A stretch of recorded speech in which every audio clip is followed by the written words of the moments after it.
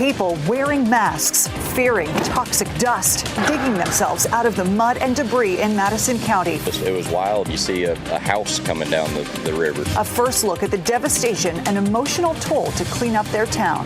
Then we're asking why For Liberty is waiting to send soldiers to help after Helene. New live answers on the military disaster relief response. Here's the front that's bringing us fall weather. I'll time it out. And how Hurricane Kirk could impact the North Carolina coast. We are getting a bird's eye view tonight of the damage left behind by Helene.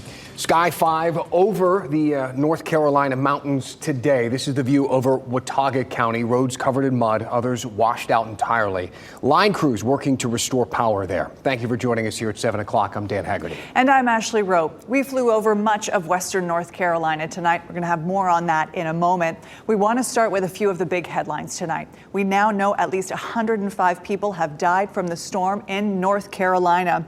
At last check, nearly 300,000 people still do not have any power. And the Fairview volunteer firefighter who died during a rescue mission was identified as Tony Garrison. WRAL's Eric Miller is live in Hot Springs in Madison County. Eric, you've been traveling well off the beaten path today. Give us an idea of the things you've seen.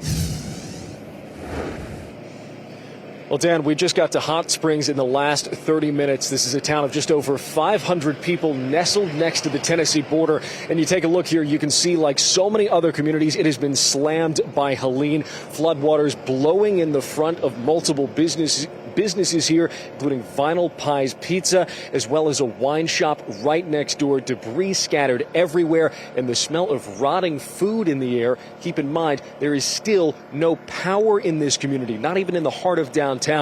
You take a look at some of this video here, though. Earlier today, we were in Marshall. That is a town just up the French Broad River. It was inundated from end to end there. Floodwaters, in some cases, sweeping away businesses, submerging others up to the second story. People there in the heart of town rode out that flood, sitting up on rooftops. Just take a listen to what one man had to say. One of the hardest things was seeing the parts of people's personal belongings that you knew it wasn't a business, it wasn't anything else. It was like that's from somebody's living room, and it's going floating by in the river right now. And when those floodwaters finally receded, they left anywhere from 6 inches to more than 3 feet of mud behind. Now, the town has made a lot of progress digging that mud out, but there are concerns that we're hearing today over what exactly is in that mud, contaminants or toxic chemicals, because as it's drying out, it's turning to dust in the air, that dust stinging people's eyes. Folks, they're wearing respirators and masks to avoid breathing it in. Now, back here in Hot Springs, one of the things that's exceptional about this community, it is an Appalachian Trail town. The Appalachian Trail literally passes right here, right through town. But this storm, it has the national forests on either side shut down, meaning a big blow to tourism season here. That an impact that we're seeing across the mountains as fall really kicks into gear. In Hot Springs, Eric Miller, WRAL News. Eric, thank you. Sky 5 flew all across western North Carolina today. These are just some of the locations. We're talking about Mitchell County, Avery, and Watauga counties. WRAL's Brian Schrader went up to get a view from these places hit hardest by the storm. He shares what he saw in Avery County. We start our tour of Avery County in Banner Elk, where we did see some damage. You can see what the power of rushing water did along Main Street in Banner Elk. The road washed away here, but crews have been able to put in a temporary fix. We also found these utility poles snapped at the base, and some pretty heavy damage just outside of the downtown area. You can see some of the trees knocked down, and look at where the land gave way behind these apartments. Now to Sugar Mountain Ski Resort. It appears to be in pretty good shape from the air. We did see a small rock slide. Roads were still covered with dirt, but the slopes appear to be in pretty good shape. A sign of the times over at the Avery County Airport, where military helicopters are staging. Not too far from there in southern Avery County, the Christmas tree farms on those ridges appeared to survive the storm pretty well. And to Grandfather Mountain, where the iconic mile-high bridge is still swinging. And the Blue Ridge Parkway, though it's a little muddy in spots, is in good shape. And we spotted plenty of water flowing into nearby Dixon Creek, a reminder of the beauty amid the pain here in the North Carolina mountains. Over Avery County and Sky 5, I'm Brian Schrader, WRAL News. We also want to see the view from Sky 5 over Mitchell County. So they flew over Spruce Pine. This is some of the first video that we have received from this part of western North Carolina. You can see mud just about everywhere, in roads, in the parking lots as well. And look at this. These are some of the first pictures we've seen from the Biltmore estate. Again, a lot of mud. Sometimes it's even hard to really see what you're looking at, but that's all left behind from the flooding. Some buildings there badly damaged or just crumbled. The entrance in particular was badly flooded. Thankfully, the house, conservatory, winery, gardens had minimal or no damage. Biltmore is closed through at least October 15th. And breaking just within the past 20 minutes here in the WRAL Live Center, we've learned that those tens of thousands of dock workers across the country that were on strike plan to be at work tomorrow. All this breaking according to AP. We're talking about those dock workers associated with the International Longshoremen's Association. They initially talked about going on this strike on Tuesday. All of this coming down to being paid fairly, as well as being concerned that automation would take over their jobs. There were a lot of worries over supply and demand at 36 ports, as well as in Wilmington, just to keep things local. Also worried about things concerning with holiday shopping season coming into play. Keep in mind that this is not going to be over. So this strike, while it's over, they say they plan to suspend it until January 15th to continue contract negotiations. Back to you. All right, thank you. So many of you sent in some questions about one of the unique parts of the disaster we've seen in western North Carolina, the lack of internet and cell service. Holly asked, what causes the cell service to go out? Is it the cell towers? Is something damaged? And Kay asked, are new cell towers needed?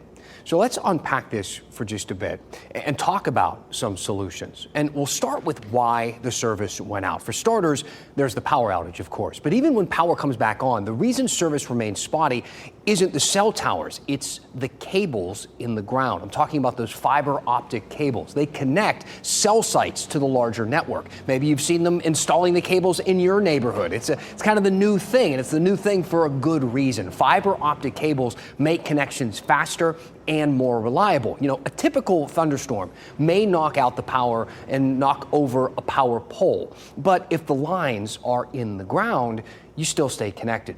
The trouble in the mountains is the ground shifted entirely. Helene dumped more than 2 feet of rain in some places, and that caused landslides like this one in Watauga County. And when the land literally slides away, so do the cables that are underneath. Verizon reported damage to cables was a big contributor to their loss of service. So what do you do about something like this?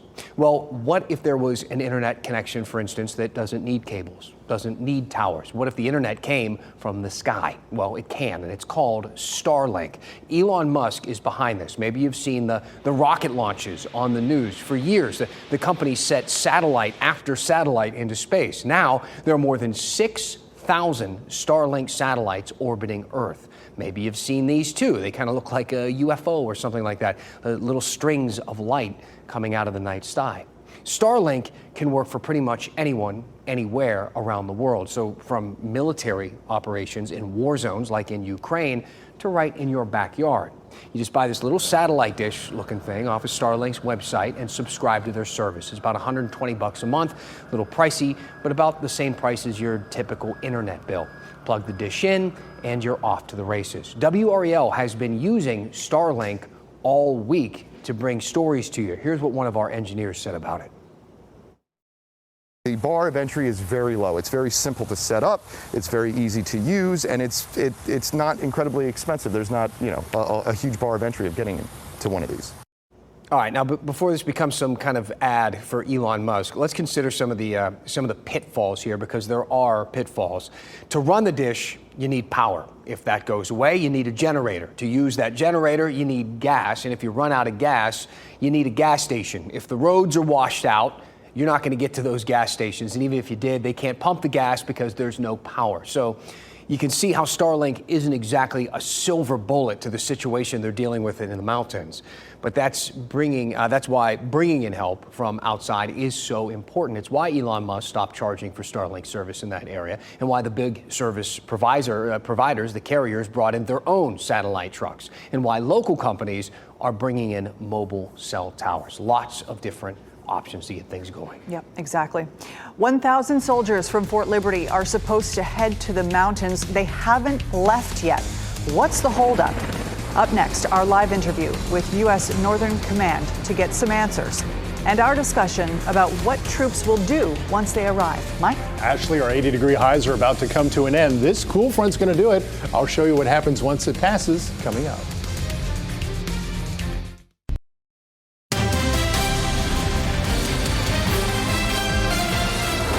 Right now, 1,000 active duty soldiers at Fort Liberty are set to respond to the North Carolina mountains to help with the relief effort. They loaded up choppers and trucks with fuel and water. They have special logistics abilities to get to some of the harder to reach places. And this is in addition to the 6,500 National Guardsmen that deployed to the area this week. Joining me now to talk about the military response is Major General Robert Davis, the Director of Operations for the U.S. Northern Command. Thank you so much for joining us here tonight at 7. Thank you, Ashley. I appreciate the opportunity to talk with you. Thank you. Let's start with the timing of this response. These soldiers are still at Fort Liberty tonight, as of my understanding. They're not in Western North Carolina. We're told because that's because of some red tape with FEMA. Can you explain this? Why the wait? Well, I can tell you that we have great partnership with FEMA and the National Guard there in North Carolina, who's in the lead on this entire response effort. As soon as the president authorized yesterday for those additional 1,000 active duty troops to be used to help to support the ongoing efforts, we immediately began coordinating with both FEMA and the North Carolina National Guard leadership to determine the best way to utilize those. And so what I would anticipate is in the coming hours and days that we would have a very synchronized plan that's coordinated well with both FEMA and the National Guard there in the state, so that when we do move out, that it's very synchronized and adds the absolute most value where the National Guard needs those active duty soldiers to go. Are you still waiting for that Title 10 authority? Absolutely not. So we have that as soon as the president authorized that yesterday. We had the authority to take the soldiers that are there at Liberty, put them under the command and control of U.S. Northern Command, and then utilize them in a synchronized and coordinated fashion with the National Guard and FEMA, who are in the leadership role of this. And so we want to make sure that we're being very complementary. We're not out there doing something on our own. That it's very well synchronized and led by the state. Yeah. Whenever soldiers do arrive, what will they be doing? What's their primary assignment?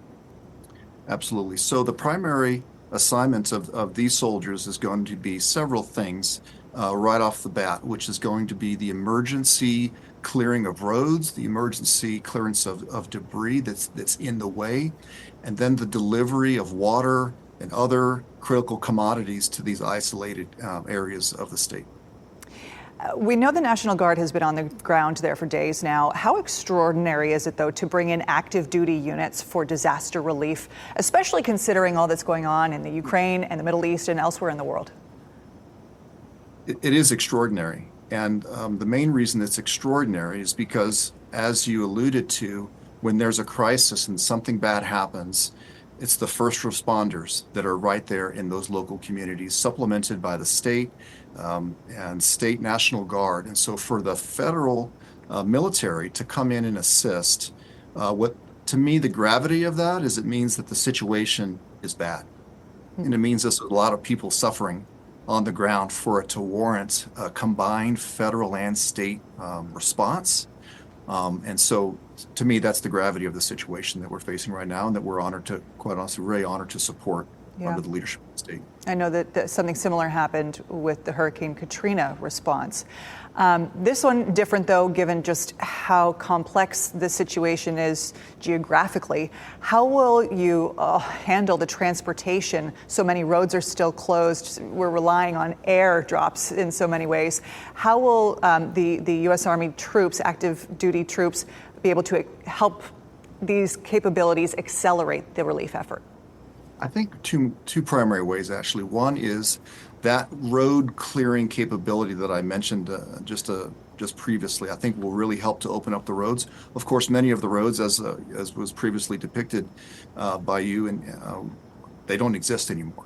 And so sometimes clearing the road's not going to help. And so In that regard, we also have some active duty helicopters that have already been supporting over the past 24 hours in synchronization and coordination with the state helicopters as well. So I suspect that some of these active duty troops may get transported by helicopter to help to deliver some of those critical commodities. Major General Davis, thank you so much for your time. Thank you. They're up against so much. Thank goodness for their help, though.